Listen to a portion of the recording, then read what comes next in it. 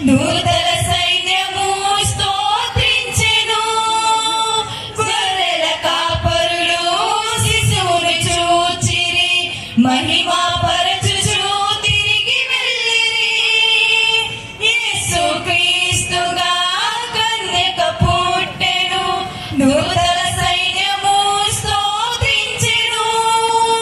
గొర్రెల కాపరులు శిశువును చూచిరి, మహిమా